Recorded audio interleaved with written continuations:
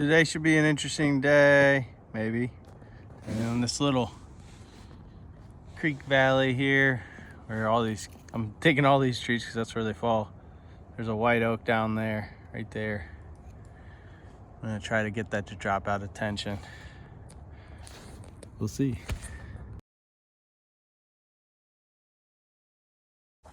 Well, the video cut off for some reason, but I got a chain stuck, and then I freed up another chain that I lost last year that was stuck in there, and it was a little inundated with mycelium, but I got it loosened up and put it on the saw, and then I got the other chain freed up. So that's where I got that side down. I was hoping that would drop because I've got a lot of cuts on the base there. This is a big tree, and it's hanging a pretty good ways up, so I was trying not to drop it while I was straddling it. You can see, maybe see there. I don't know. There's the creek. I mean, it's like 6 feet up, but I mean, you don't really want to be riding it on the way down, obviously. So, got an 18-foot section there. See if I can get it to come loose and drop down in the creek, and then get some stuff cleared and try to get it sideways and start milling it before it sits in the water too long or something. It's a little crazy.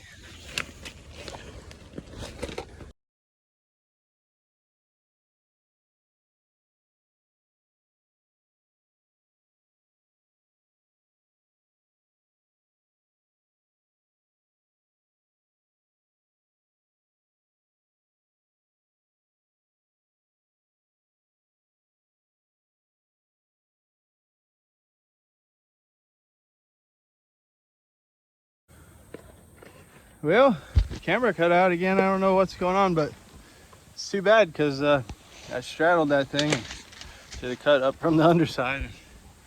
There it is. It's about an 18-foot length on the ground. It'll get quartered. That'll be like the plates for the cabin. That's a really important piece of wood. Looks like it might be solid all the way through too.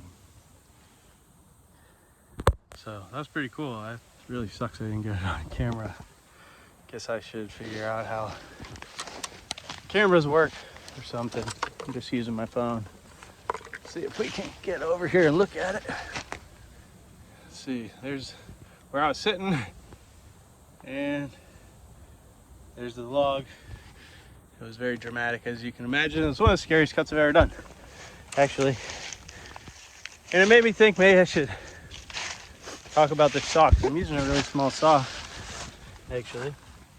It's an MS-250. I put a skid plate on the bottom, aluminum skid plate, and some longer dogs, as you can see there, maybe. I like the 250. People say it's not a forestry saw, but when I started working for the Department of Natural Resources 2005 or something, that's what they gave me. And I was felling huge trees with it, 120-foot tall oaks and hickories that were dead. And it was really dangerous work, but it's the saw they gave me, and there was no training. It was pretty interesting. And then I owned one in Florida. I was doing a lot of work with it, so I spent hundreds, if not thousands of hours on this saw, so I just like it. I don't even modify it. It's totally stock.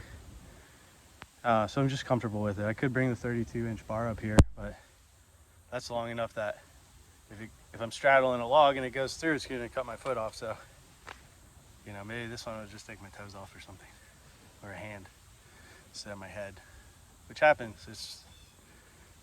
It happens. So anyway, that was really exciting. I'm fucking pumped, as you can probably tell.